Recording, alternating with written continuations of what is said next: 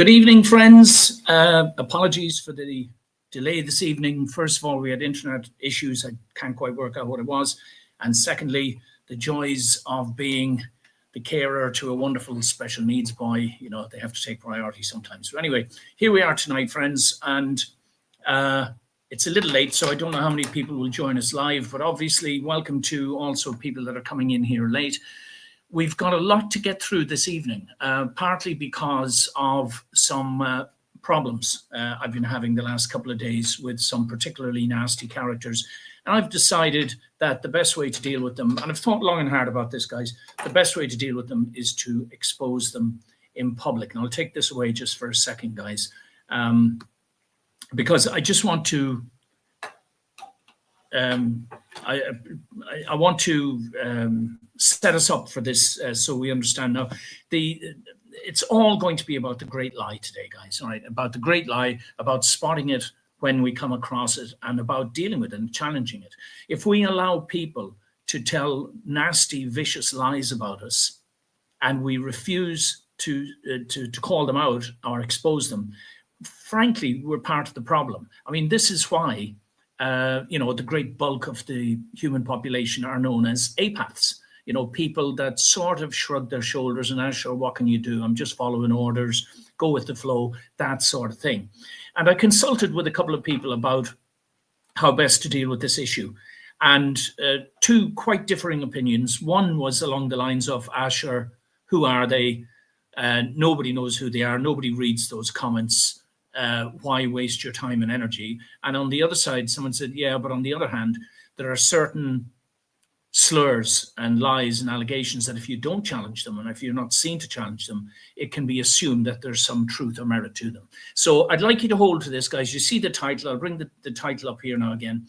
The title of today, for today's piece, is Trust the BBC. And I struggled to come up with Beguiled by Conspirators. Yeah. The world's most trusted news brand, not anymore, and other agencies and individuals that need to be exposed. Now, because I've added this detail on at the end, guys, we're going to fly through the first part. Most of you are aware of this already. I started doing this at the beginning of the week, but Trump is going after the BBC, and rightly so, for lying about him, basically. It's as simple as that. And this is the point I want to make throughout, guys. So let's see. We'll start off. Now, first of all, Ireland. Okay. The clown show, yeah. Sorry again, guys. Here we go. Yeah, I went the wrong way with it. So very simply, here's Ivan Yates. It gets found out that he's juggling and beating several different drums. He's supposed to be affiliated with Fine Gael. He's out there training the Fianna Fáil candidate who then dropped out. So I just made this comment. Again, it's about the lie, guys. And his attitude was exactly that. Sure, isn't everyone at it? And if you see what he said down here on the left, I'll have to get rid of myself to read that. He says, later he added, people all over the place have double standards, corporate freebies, and no one ever says anything. So, isn't everyone at it? So it's fine that I'm doing it too. Not good enough for me. Again, I keep saying this, guys, and I don't think people fully grasp how important it is that we have to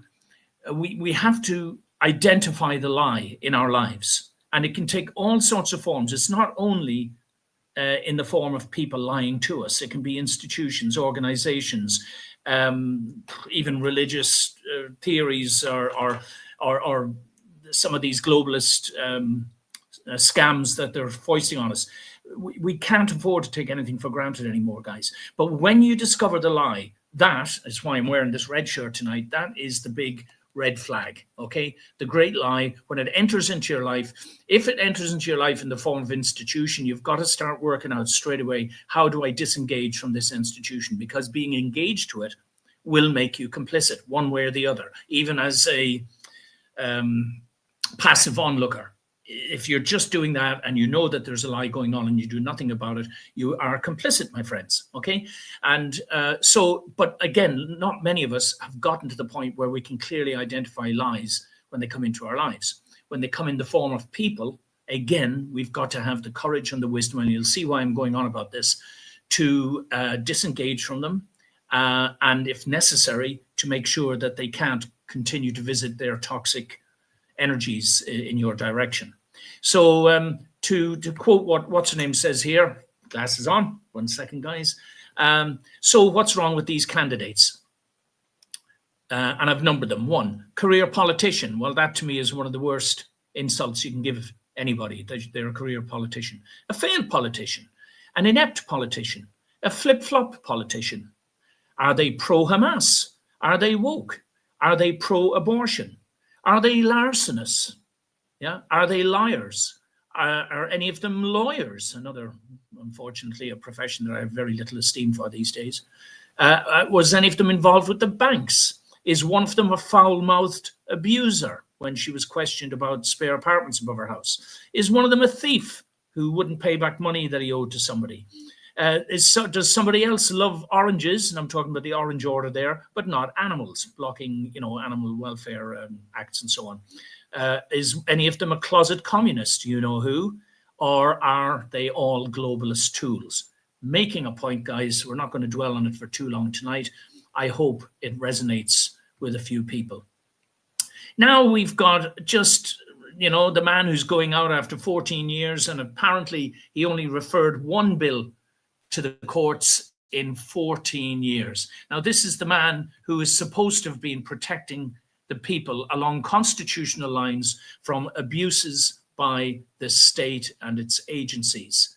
A joke. And the reason I've got Dustin the Turkey up there is I'm saying, well, you might as well. I mean, if we've got AI now, as I talked about last week, if we've got AI now being appointed as a minister in Albania, an artificial intelligence entity who's apparently having 82 babies that are all going to become assistants to the other ministers of state.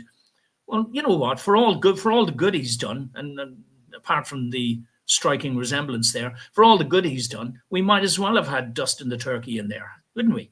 And I'm starting to think along the lines that maybe we should start thinking that if we can create and shape it properly, why couldn't we have artificial intelligence? And I know the dangers of digital IDs and everything, but why couldn't we use artificial intelligence to basically organize the state in such a manner where it is transparent, not corrupt, not inept, not a waste of taxpayers' money? I don't see why not. But anyway, there was a little joke on this. I'm sorry to say I can't credit the person who wrote this, but it was before he ran in 1997 or something. This is what Dustin the Turkey said on TV. I can do stupid poems in Irish, like your man, Mickey D. Higgins. And funny enough, Michael D. said to me, hey, Dustin, you should go for it. That's to become the president. And I leave my wardrobe here at Arasanoctran, sorry, I got it wrong, because it is the exact same size. It will fit you. So I can just go straight in. Anyway, a little bit of levity, guys, as we pump on now, because we are going to get to some stuff. So here again, there's the Chief Justice of Ireland, Donald O'Donnell, right? He was the one that swore in Mrs. Connolly as the next president, all solemn and officious. And why is it him? Well, it's him because, don't you know, he's the most important judge in Ireland. And of course, as a judge, he must have the highest moral and ethical and legal standards. Of course he does. The Chief Justice of Ireland. Ooh, and what have they gone and done? They've now gone and elected him the president of the Supreme Courts of the European Union. Now, the fact of the matter, guys, and this was sent to me by my friend Ken, there you can see when I went to go and follow the link, that's what I got. Can't see it. I don't know if I've been blocked because it's through Facebook, so it might be due to me, because he did block me from attending a symposium, a human rights symposium that was talking about equality and human rights in Ireland as we move forwards. And this clown, this dingbat, instructed the court service to not let me in, which is a fundamental violation of my human rights. The farce and the irony and the hypocrisy is astounding. So as you can see here, I've said, well, so they want him to be president of the Supreme Courts of the EU, who, Donald O'Donnell, with unprocessed criminal charges still pending at the CCJ since 2019. I lodged those charges under the Common Informer which I've spoke about a number of times, guys. If you want more to know more, look up the book DIY Justice in Ireland, and it'll explain it to you. But it's a handbook where anybody in the country can accuse anybody of a crime in the district courts, and the judge is obliged to issue summons to bring that person in to face you as the prosecutor. You're the prosecutor. It's a very simple process, guys. 2 bits of paper, no fees, no costs, no need to involve guards, solicitors, court service, anyone. You go straight into a judge and you give them the information. Now, I did that in 2019, and to cut a long story short, trying to pursue it, I said, well, hold on a minute. Now, you walk in front of a judge, they get up and they walk out.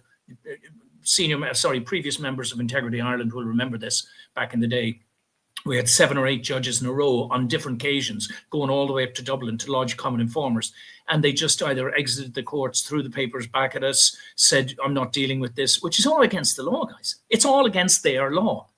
But the level of corruption and hypocrisy in agencies of the state is overwhelming. And it's all about exposing them and telling them. So I'm going to go back into the CCJ soon, and I'm going to not reactivate them, but ask the awkward question. And I'll do the same. I'll ask the same question of the houses of the Oireachtas and the justice committees. Why aren't my common informer allegations against this crooked clown, this unethical, fraudulent man posing as a Chief Justice, why haven't they been activated? Anyway, that's a story for another day, guys. But basically, he was engaged in perverting the course of justice, fraud, covering up for Justice Michael McGrath in the crimes he was committing and cases that I was involved in. And they all colluded, of course, to have me thrown into jail twice. But that's another story. Like I say, I won't belabor the point too much. Now, yes, just again, this was before I had my difficulties this week. I thought I'd have a lot more time to talk on these issues. So Liveline, that is, gets a new typical host. Why do I say typical? Well, again, for those of you that may or may not know the full story, at a given point, a couple of years back, after I had taken the DPP on, and I was exposing the DPP, the Director of Public Prosecutions, and some of the agents up there in, high court frauds, which I was trying to get dealt with. That's what O'Donnell was covering up for. They all cover up for each other. And all of a sudden I got a call, and this plays into the narrative here later on. You'll see why, guys. I got a call from RTE Liveline. Now, Joe Duffy was off that day for a week or two. And this guy, Philip Butcher-Hayes, stood in for him. And they pretended, and they made it was all a setup again. They pretended they were doing a show about poison pen letters. And they said when they were doing the research, my name popped up because 8 years before the show, which would now be about 12 years ago altogether, but 8 years before the show, somebody had sent an anonymous letter to Tulsa, the Child Protection Agency, and then published it online. And it was a horrific piece of filth. That said the worst possible things you could say about a father and a husband. And hi guys, how are you? Nobby, engineer, and Vaughan Malone. Yes, they set me up with this interview. And as it turned out, the whole point of the interview was to create smoke, to create dirt by association, just like they do with lots of people who stand up and speak out. They go after them, especially sexually, And the long and the short of it is that I had the good sense to play a radio with a recorder in the next room while the interview was going on, because I was able to hold my ground. And I'm sure if you go looking for it, you'll be able to find it, guys. If you go looking for this, the RTE, but you won't find it on the RTE website. They deleted it within minutes of us finishing the program, because in it I was implying that the state was utterly corrupt and all this sort of stuff. So while he was trying to read out aspects of this horrendous accusatory letter that was written by a person called Paul Collins. We'll see more about him in a moment, right? Of course, nobody knew this at the time because he was hiding behind aliases and so on. But yeah, I held my own, and I said to him, look, if you're going to keep repeating these slanders, which have already won a court case and been awarded 25,000 in damages against these blackguards for doing it. He wouldn't let me name them. Butcher Hayes, he wouldn't let me name anyone, even by inference. Oh, no, we can't go there. He kept blocking and stopping me. And in the end, I think because I held my own, of course, nobody else called the show. It was a complete setup. It was all designed, and had it gone their way, they would have aired it, so that anytime someone's heard the name Stephen Manning would be associated with this filth. This is what they do, and we've got to confront them when they do it. Now, my point is, this guy that's taken over, Cohidi or whatever his name is, I'm not impressed with him. I'm going to play now a very short clip. Here we go, guys. Here, one second. It's a little technical. 1 second. Add to the stage. Here we go. Smooth sailing. He shared a hilarious story about getting fired from a job in Canada during the financial crash. A tale that showcases his ability to connect with audiences through humor and self-deprecating charm. As the interview with Patrick Kielty drew to a close. All right, that's it. So let's just remove it. Okay. Now, the way you think, oh, yes, self-depreciating humor and his ability to connect with customers and listeners. Yeah, what type of listeners?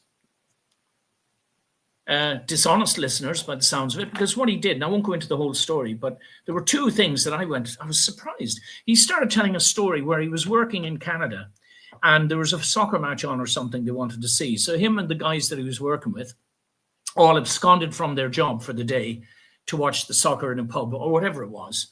Now, that in itself is bad enough, because their intention was to return to the job before the boss realized they weren't there, and they no doubt would have said nothing and collected their pay. That's fundamentally dishonest. Now, it might seem a bit basic, but it's fundamentally dishonest. But not only that, then somebody on site told them, oh, the boss hasn't come back yet.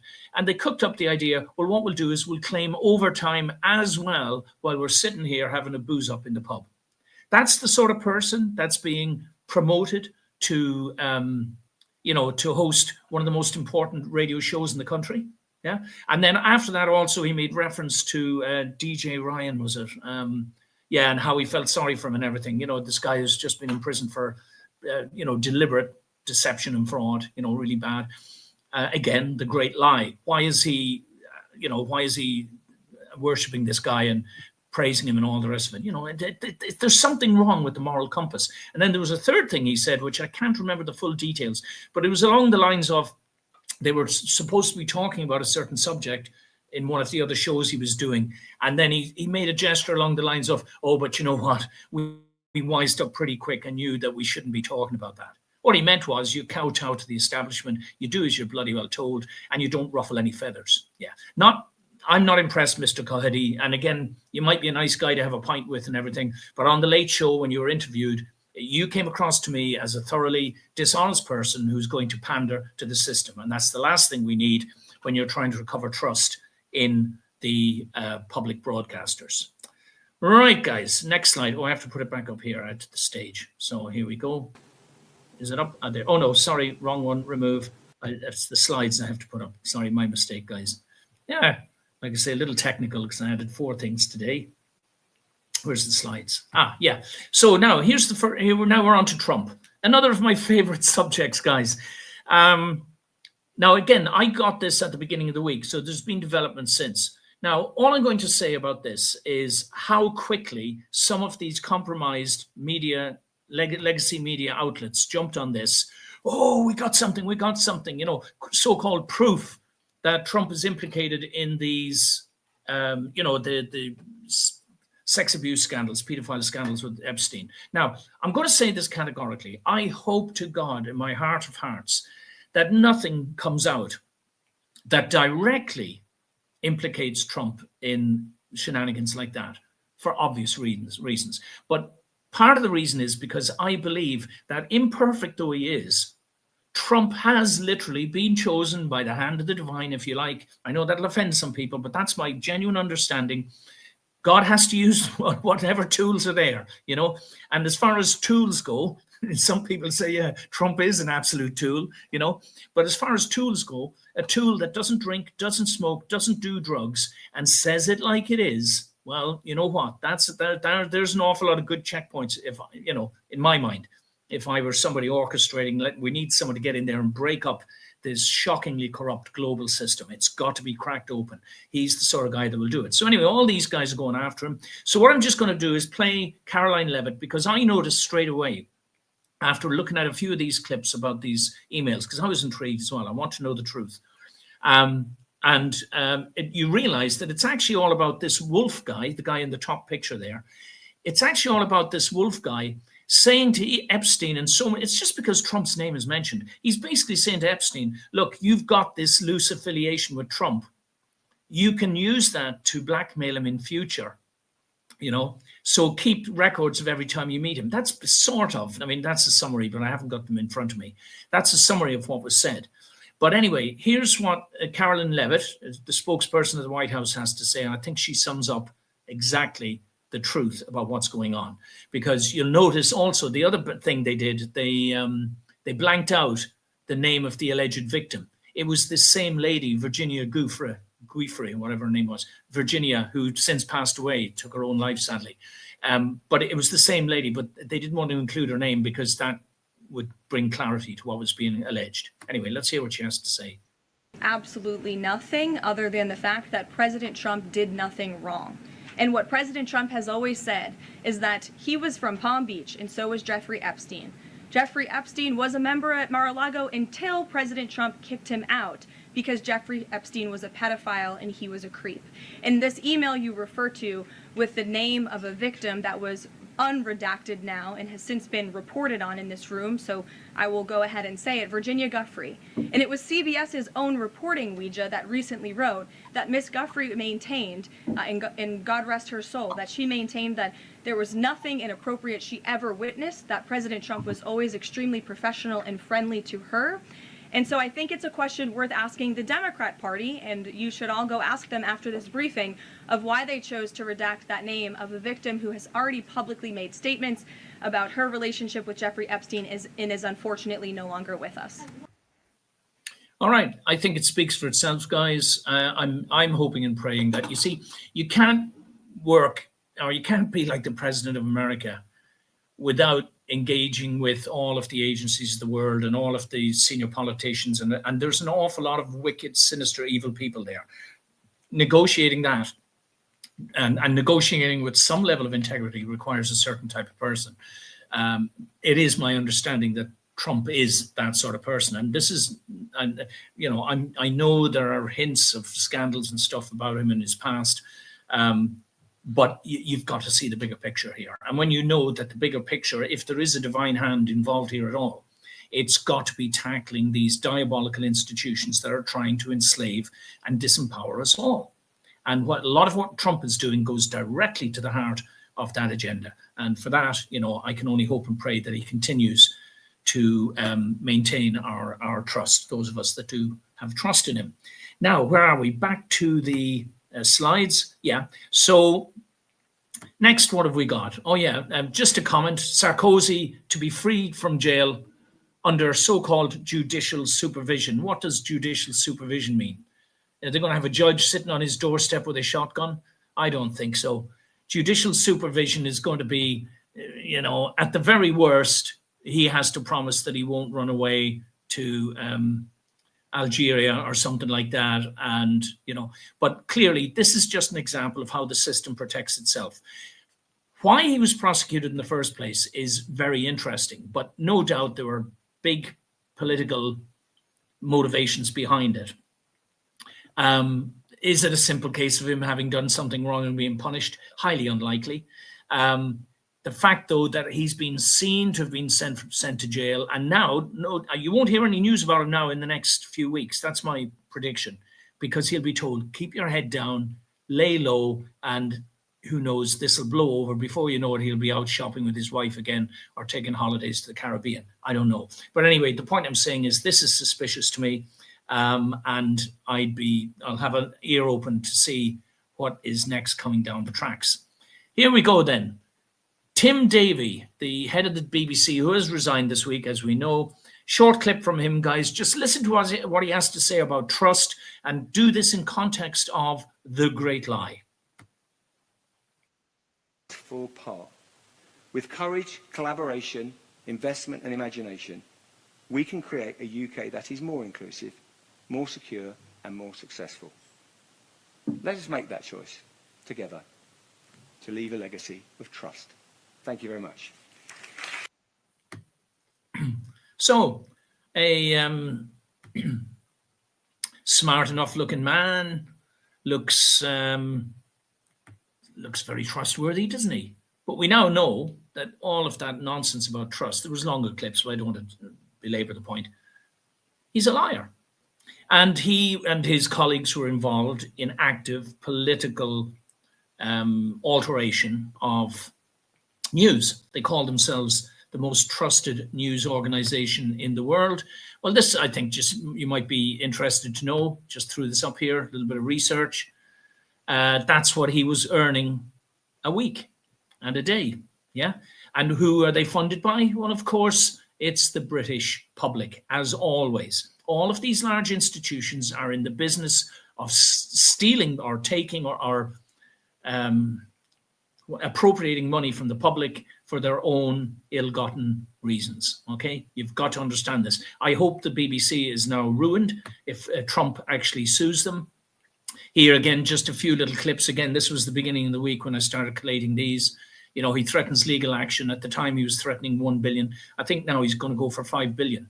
And with the operating budget of only 6 billion, if he does it, and they've already apologized, they've already admitted, but it's not an apology, it's a hollow apology. They've made a gesture of an apology because they were forced to do so, right?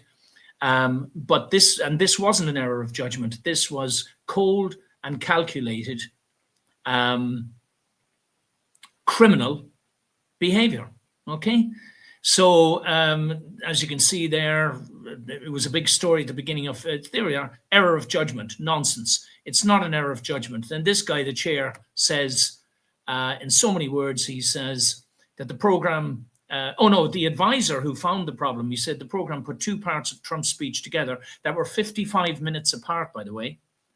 So he appeared to explicitly encourage the Capitol Hill riots of January 2021. Now, the problem with this, guys, and I hope you've all got this, the problem with this is that the BBC, with its moniker, you know, the most trusted news source in the world, they say something, it matters.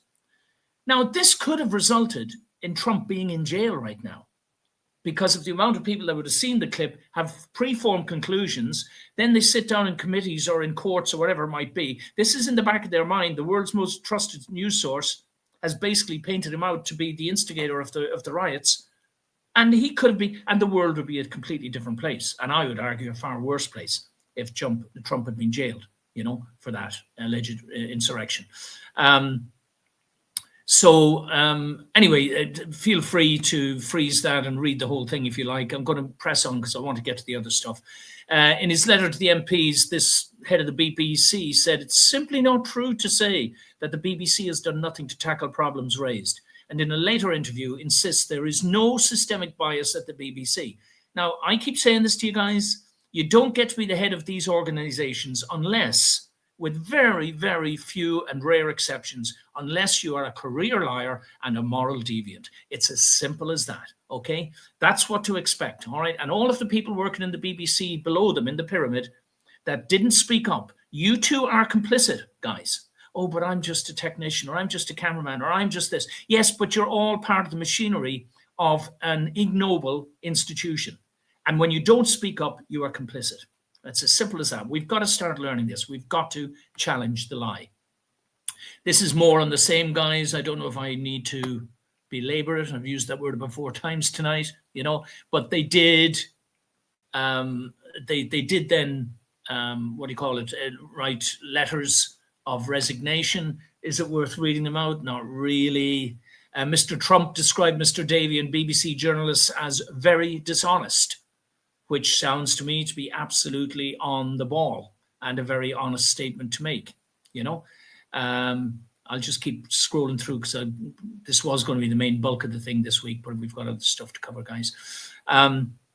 Listen to this, his resignation letter. Our organization is a critical ingredient of a healthy society. No, it's not, you liar. As well as a thriving creative sector. We should champion it, not weaponize it. But you did weaponize it, didn't you? It's a precious UK institution and you are a world-class team. No, they're not. They're a bunch of lackeys and toadies without a moral backbone between them. Thank you for all the tireless support and friendship. Yeah, I wonder how many of them are going to be your friend after this. I will always be a passionate cheerleader for civilized society, a strong BBC and a thriving UK. Your world-class team of liars and lackeys, you mean, Tim, thriving on globalist-sponsored deceptions? You disgraceful article. But he'll go off with a golden handshake, no doubt, off into the sunset with a happy retirement and never be held to account for this. Listen to her, this Turness, what's her name? Deborah Turness, another one. In public, life leaders need to be fully accountable, and that's why I am stepping down. While mistakes, it wasn't a mistake, Deborah, was it? It wasn't a mistake. When mistakes have been made, I want to be absolutely clear. Recent allegations that BBC News is institutionally biased are wrong. No, they're not. They're absolutely true. You're a liar. Nobody who lies like this should have any position of authority or power in our society. That's the problem. I've taken the difficult decision that it will no longer be my role to lead you in the collective vision that we have to pursue the truth with no agenda. Again, the hypocrisy is galling. I hope that somebody has the gumption to prosecute these people, criminally prosecute them for what they've done.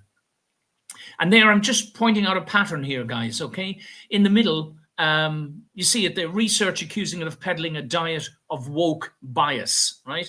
Then in the middle, this is the woman who was reading the news, and her script said a pregnant person, and she said a woman, and she gets reprimanded for identifying a pregnant person as a woman. Come on, guys. This is insane. It's insane. And then this other correspondent tried to block coverage. She's the gender and identity correspondent, whatever that is. And she tried to block coverage of a campaign group who are aiming to protect women-only spaces, all right? So what's the theme? The LGBT sports and there's a theme to a lot of this nastiness, guys, that we're seeing all around the world. And often it's linked to all of this globalist, wokeist, gender nonsense and ideology and the lies, because all of that is lies, as I cover in many. Here he is again. The controversies faced by him during his time in charge. The Trump documentary edit we got. Bob Villan at Glastonbury, down to kill the IDF or whatever. MasterChef, allegations of abuse behind the scenes. Gary Lineker, anti-Semitism sort of stuff. The Gaza documentary, where they didn't tell people that it was being narrated by the son of a Hamas minister, Hugh Edwards, paedophile scandal. Strictly Come Dancing, more abuse behind the scenes, and an apology over Diana interview where they manufactured bank statements in order to create leverage to get this interview with Princess Diana in the past. And again, just there on the right, so what are we looking at? Political bias, abuse of power, sexual scandals, fraud and forgery, fake news, pro-DEI and LGBTQ+. The DEI is appointing people with psychological problems and even handicaps like deafness, I don't think blindness would do, as air traffic controllers.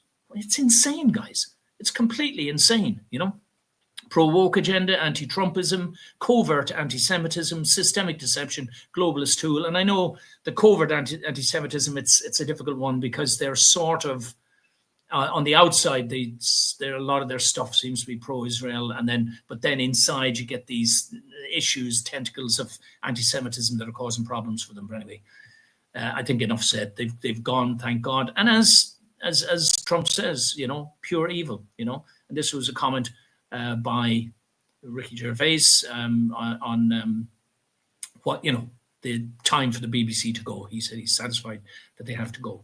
Now. The popular slides you see very often, I'll very quickly just fly through these guys today because, again, I don't want this to break up at the hour point. I want to get a lot of stuff said today. Please feel free to freeze this and look at it again. This is the diagram that explains how the highest number of sociopaths and psychopaths are embedded in the world's large institutions, almost without exclusion.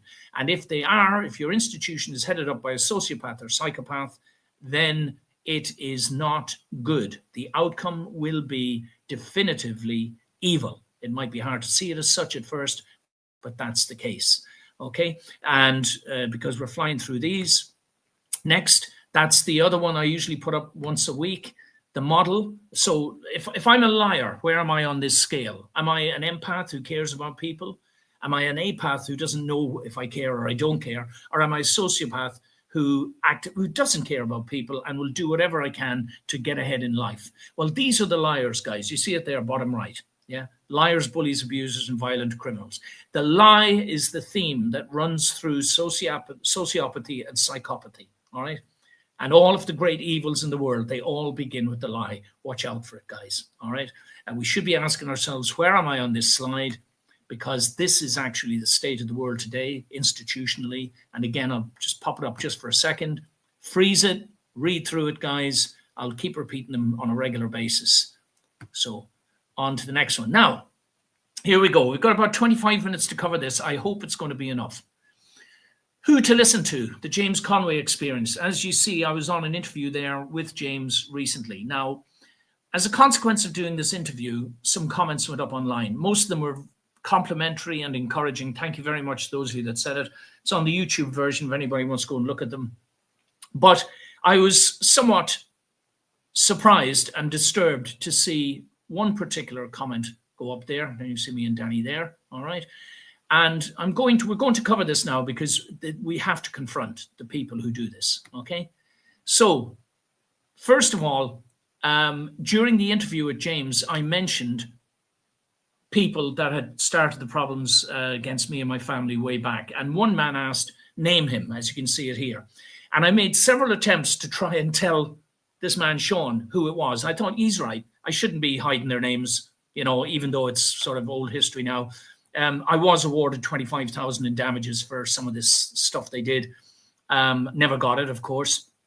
But anyway, their names are George Collins of Achill and his criminal international drug dealing brother Paul, previously of Glasgow and secret second cousins to Enda Kenny.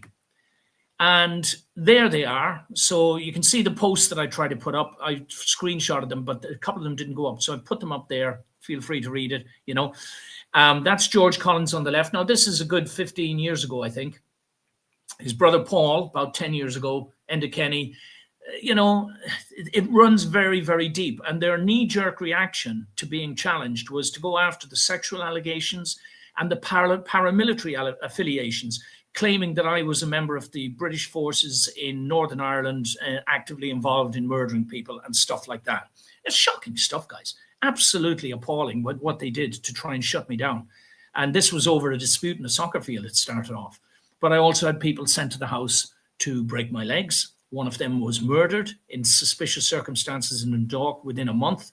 We believe the guards did it. Now, I'm saying it here on open. I've got plenty of evidence to suggest that's the truth, by circumstantial evidence and evidence by omission of what the guards did and didn't do when I informed them, or they were informed of various things. And then we found out that these Collins characters had colluded with a woman in the UK who had tried to hire a hitman. She was involved in sending these guys, these paramilitary types, around to the house to get me in 2010. They went to the wrong house, got the wrong guy, so to speak. That's a story. I'll show you where to see that story. But she was involved. She paid somebody £10,000 to kill her ex-husband. And we found out who it was that they paid. And we had the proofs. And we took it to the British system. And they too covered the whole thing up from top to bottom, from Priti Patel, who was the woman in charge of their Home Office at the time, all the way down to the local police and magistrates in Bristol and Cornwall. And again, it's all in the Criminality in the Irish Courts book, guys. If you're interested, that story is in there. All right. So today is about exposure. So if you want to know more about these characters, and again, I'm trying to bring it up bigger. Okay. There's two places you can go, guys. All right. At the bottom first, the Walls of Stone article, right, by Cicero magazine. If you just put that in there, Cicero, Walls of Stone, it'll probably pop up. You can read it. It's only 12 pages. It tells you the whole background story. I think it's an interesting read. No Irish journalist would touch it. At the top, there's another website you can go to. It's my sort of entry page to various websites. Welcome to Checkpoint Ireland. Some of them are obsolete now. But if you go to Checkpoint Ireland and you look down the bottom of the page, you'll see a chain like this connecting two parts, right? That's what I call the missing link. If you click on that chain, it'll bring you to the articles and the expose of the Collins brothers and how wicked and sinister they were and the activities they've been up to. Paul Collins, by the way, has since apparently disappeared. We believe he's in the witness protection program because he shopped out his buddies in the Old Bailey in 2007. And if they find out where he is, I'm sure there will be a different form of justice being visited on him. But a friend of mine said he thought he saw him at Castlebar train station once recently. If anybody spots him, you saw his photograph, let me know, because I have some unfinished business to deal with Mr. Collins. Hope you're with me, guys. And as someone said in the James Conway interview, one of the comments is, I think it's here actually, it says, he comes across in the middle there. He comes across as a guy who doesn't suffer fools gladly. Well, maybe I'm sort of emphasizing that point today, guys. Got to keep it pumping on here. Got to keep going. The comment I'm looking at is the one at the top there. Okay, so all of these lovely people had made generous and kind and supportive comments, thanked us for the interview. And then this Sarah Connor woman, right, says, if you want to know the truth about Mr. Manning, all you need to do is speak with any of the long-standing women of the movement who endured him and his actions for years. Now, what does that suggest to you? I know what it suggests to me. Again, because we're short of time, I want to get to the expose part. But anyway, I responded in so many words. I said, yeah, I'd like to know what you're talking about as well, whoever you are, this Sarah Connor woman. Yeah. And I was somewhat surprised when she took the bait, and she came back and she said, well, I'll pull it up quickly. So if you need to, you can read the text there. I won't go into it. She's got 2 subscribers on YouTube. I found out that her name is actually Mary J. Phillips. I didn't know it for sure at the time, but I now know precisely and exactly who she is. And she is not a nice person, guys, but she needs to be exposed. Now, I want to also say, guys, that I've warned these people yesterday. I sent messages. I warned her in public on the forum. I said, take this stuff down, these allegations down, or, and her response was typical, aggressive, nasty, horrible, attacking. And anyway, so I told her, this is what I'm going to do. So you're going to be exposed, Mary Phillips. As I said, she's we'll come to it in a moment. Let's look. So you can look at those, my responses there. It's not that important. It's a warning. It's saying, yeah, come on, let's have the debate. And then I noticed this, guys. Now, I want you to look at this just briefly. Again, you can freeze it and look at it. Basically, this Mary Q. Phillips has been stalking me, right? Now, the reason I say this, and I'll show you why in a moment, is that these are her subscriptions on YouTube, right? There you can see Sarah Connor under her name at the top left. So, it struck me straight away. Now, I haven't actually counted exactly, but there's at least 40 there's about 50 subscriptions here. At least 40 of them are subscriptions that I'm subscribed to. But could be just coincidence. At least 40 of them. There may even be 45. I haven't bothered to count them all. I've been too busy. But what's really intriguing, so the question mark is she a stalker as well? It seems so. Because one of them, and there's not just one, there's 2 or 3 that I would have thought would be unique to a very small group. Okay, Yuko here has only 285 subscribers. One of them happens to be this Mary Phillips woman, when this is the very same Yuko, our personal friend, who is Danny's wife. Those of you that know Danny, in his mind, he's engaged to this lady, because she very kindly accepted a ring from him, lovely woman, spent some time with us, all right? So first question is this this Sarah Connor woman stalking us? My immediate answer to that is it appears so. Let's look. What else have we got? Okay. So now we know this so-called Sarah Connor is Mary Q. Phillips. So let's make her famous. Who is she? Well, let's just put it this way. She, first of all, this was her response to me. If I can read this now, because it's pretty small, isn't it? Her response online to my challenge, to what she's talking about, she says, yeah, I'll bring along your 6-page handwritten letter to our debate. I'll also bring, and then she names 2 women by first names, and other women whom you have wronged. My account is here only to share stuff I find interesting, not to grift off innocent people for my own gains like you do. You don't scare me one bit, Stephen Manning. You've kept your head down for a few years now, and nobody has mentioned you. Suddenly, here you are on James's show with yet another version of your pathetic personal history, and still on the grift. The women you wronged still speak about you and how you duped them. I'll call you out as a liar all day long because that's the truth. Bring it on. Okay. So I responded. You can read it for yourself if you like. But one of the things I said was, mistakes can be forgiven, but this is no mistake on your part, is it? Lies must be challenged and liars must be exposed. This is exactly the sort of vicious and cowardly nastiness that needs to be eradicated from the pro-justice movement. Meanwhile, seeing as you have already implicated 2 other women by name in these public slanders, you might consider consulting with them very, very urgently as to the predicament you have put them in, because they will now be called to give evidence one way or the other, either in the public forum or in the courts, as will all of these other imaginary victims of yours, because as we all understand and respect, the truth must out, right? You have until tomorrow midday to publicly retract and apologize here on this forum, Ms. Phillips, and then disappear back down the dark hole or the dark place you emerge from, failing which I will be covering this matter in our weekly video tomorrow as the first step in exposure and accountability, to be followed, if necessary, by a defamation lawsuit for the edification of all. Now, frankly, guys, let's go back. Let's bring me back up here. That's probably the most important piece of exchange there. I contacted the 2 named women. Now, I've blocked their names out of here as a courtesy because I did say to them, I need you to get back to me and say you're not standing behind these allegations. I'll call them woman number 1 and woman number 2 for the purposes of what we're going to do next, guys, okay? So that you understand. I will say about this Mary Q. Phillips, I know exactly who she is now. She's a Reiki practitioner from over in the Wexford area. She is a large woman in all ways except in good character, if you know what I mean. She is vicious and vindictive. And on the occasion where I had occasion to cross her path, she told vicious lies about me to the Hold the Line community at the time, saying that I was scamming people and pretending that I was homeless when I wasn't, that I had a house in Nass in County Kildare, etc., etc. I got it all documented, guys.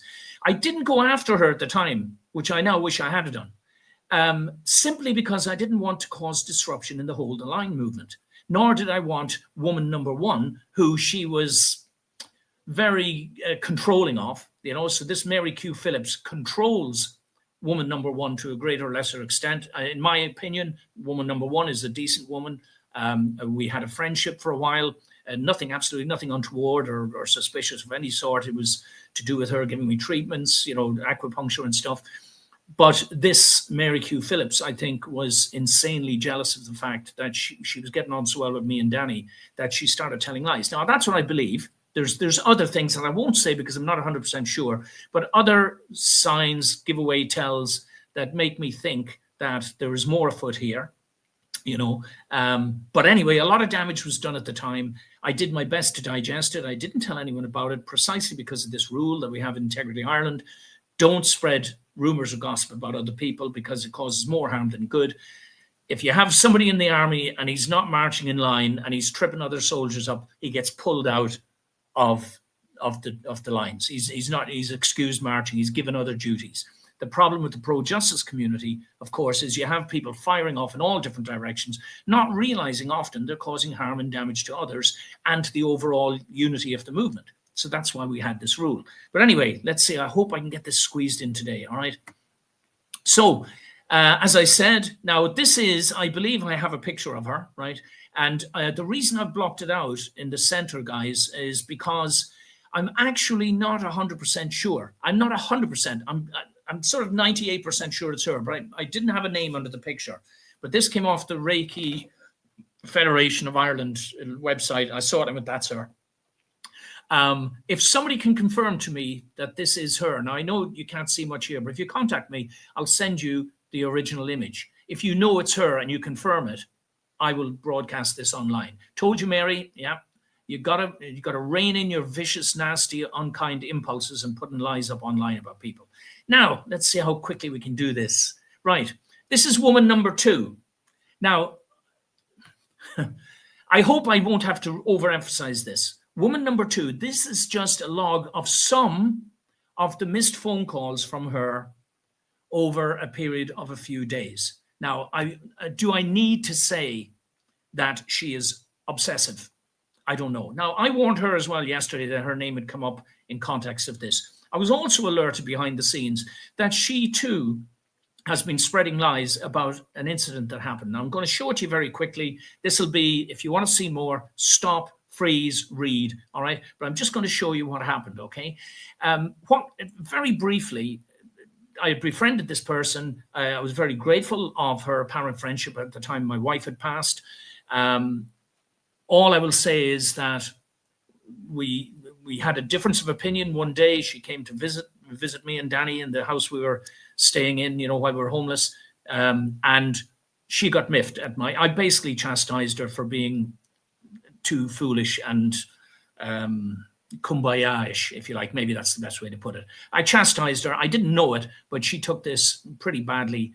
And despite texting me and stuff in subsequent weeks and me thinking there's absolutely no problem here, all of a sudden I got a threatening message. And again, I'm jumping this a little bit. She had made a €40 donation to the Integrity Ireland project, which I was very grateful of at the time. Right, there's the proof of it. Okay, now this is me writing to the Stripe. We do not want any association whatsoever with this customer. Please block her account and refuse any more attempted payments from her. She is falsely alleging that we, Integrity Ireland, are actively and fraudulently seeking payments out of her account and misappropriating funds, when clearly we are not. She ambushed us with these allegations on Sunday last, threatening immediately, without any discussion, to go to the authorities, etc. But despite our repeated advice, she refuses to contact her own bank about the issue. We suspect she may be trying to engineer a case of fraud against us by depositing unwanted payments into our account and then claiming they were unauthorized. Regrettably, she may also have some personal mental issues that are compounding matters. I wanted to make sure that they knew I wanted her off, gone. And again, another message I sent to them: the payee, this woman, appears to be incapable of contacting her own bank to stop these recently contested payments and is now alleging fraud on our part. Cut a long story short, guys, and again, I'm willing to go completely public with all of these documents if needs be. There's more to come, though, including her written apology that proves that we were in the right all along. But it's cut a long story short. Like I said, I suspect, and again, I am a psychologist, or at least I have a PhD in psychology, but I'm not going to psychoanalyze people. Some people clearly get more upset about certain things than others. They act out in ways that they shouldn't. This woman appears to be one of them, because I've met her 2 or 3 times since, very cordial. I've always wanted to be ready to be cordial and friendly and handshake or whatever it takes, and every time you'll get this nasty, horrible look, and well, so be it. She's carrying the pain around with her. I'm not. I've let this go, even though she was the one who tried to wrong us. Now let's see what we got next. Yes, so this is again woman number 2. That was mentioned by this nasty Phillips woman. I'm writing to address a concern. Oh yeah, this is her formal written apology. I'm not going to read it out, guys, because I'm trying to save time. But the reason I got this was precisely for situations like this. Feel free to read it out. The important part it is, she says, I trust Stephen's intentions and believe that he was not aware of this ongoing issue either. Now, I had to force this apology out of her by going to the guards with a complaint of criminal harassment. That's what you do, guys, when stuff like this. This is an unhinged, when I say at the time she was acting unhinged, I don't want to say too much derogatory about her, because at the moment I'm not releasing her identity. But if any more of this nonsense comes out, she's going front and center as well, with her face up alongside Miss Phillips, So there's the formal written apology. Read it for yourself, guys. I just wanted to show it and document the fact that we got it. But I had to get a third party to negotiate and convince her, look, you are not going to attack my integrity or the integrity of the Integrity Ireland Association and all of the hard work we've done by trying to paint me out as a scheming fraudster, when it's absolutely 100% untrue. And here I want to show you guys, this is another one. In that account, I blocked the names out. That's all the monies that came into that account in a 6 months period, right? And very simply, if you recall, when Noriko passed away, we had there was an account set up with GoFundMe for the funeral. We got enough money to cover the funeral with about €1,000 to spare. But of course, we were kicked out at the time. We were evicted from our house and everything. In the time, this 6-month period here, that this other fund was set up by a man called David Egan, right? Now, David Egan, we'll see in a moment. We've got to talk about him as well, unfortunately. But he thought, in a sort of somewhat delusional way, that if he appealed to the public and he was going to try and raise 130,000 euros, we would build a centre for pro-justice activists to come, and me and Danny would live there. That was his idea. But as you can see, I actually got a total of 190 euros in that account. I hope people understand this, right? Whatever allegations of grifting, there's no orchestrated attempt to grift anyone here. But this lady, I nearly said her name there, this lady had donated 40 euros monthly. I'm very grateful for that. I wasn't watching it. I wasn't even aware of it, actually, at first, until we got the threatening letter, "You're defrauding us."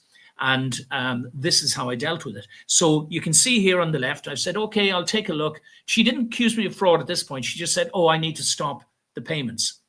And there, as you can see, I said, that's done, so-and-so. If any more go through, please let me know, because I couldn't see any option to cancel at this end, only to refund. Hoping all's well, Stephen and Danny. All right, so I'm just putting it out there, okay? There again, another screenshot of, these are all of the refunds that I made to that person. You see them all there, guys. They were all made promptly and immediately. That I got a whiff that there was any sort of a problem. All right, better than our presidential candidate who held on to 3,000 in funds. It was only, I think, 240 euros in total. But now, and then we come back to this person, whatever. He then comes onto the forum. I'll have to do this quickly, guys. Yeah, Stephen Manning was in the British Army and a Special Forces unit during the Troubles in Northern Ireland in the 1980s. He was part of the British Army which occupied Ireland and murdered Irish people. He's refused to take court cases against the guards and courts official for perjury in court, which resulted in false conviction of Manning. This makes him a coward and a fake. Manning is a member of the Moonies cult. Manning turned against many friends and allies who helped him. He is a Judas. Probably the most hypocritical statement in here is this man, who I know who he is, David Egan, calling me a Judas. My response, dear oh dear, how the worm turns. Is it something in the air tonight? One wonders. Something about this content that is bringing the worst out of certain people who are, it seems, amongst the very worst of us. Liars, obsessives, and delusional begrudgers. You do realize we know who you are, don't you? I will tackle your lies and misrepresentations in tomorrow's weekly SOS video, complete with your full bio, which will come in useful when you answer our criminal complaint to Gardaí that you are knowingly spreading lies with a view to causing harm or injury. You were warned repeatedly. Now you have gone too far. Stand by for the appropriate action. Then again, guys, you can read my stuff, my response to those false allegations at the bottom. We're going to have to wrap this up in about a minute. That on the right there is a picture of David Egan. I warned you, David. Enough is enough. Here he is. He did great work. I'll throw that in very quickly. Very great work in the courts. The trouble is he is obsessed with doing things through the courts. I kept telling him that's not the way to go anymore. He wouldn't accept that. He went on the attack. He published articles in my name that were attacking other pro-justice activists. I said, that's over the lines. David, you can't do it. If you don't reassure me that you're worthy of my trust, I'm going to have to separate from you. And here again, guys, if you want to, I'm just going to put each one up for a few seconds. Go to the next one. This is what I wrote to him.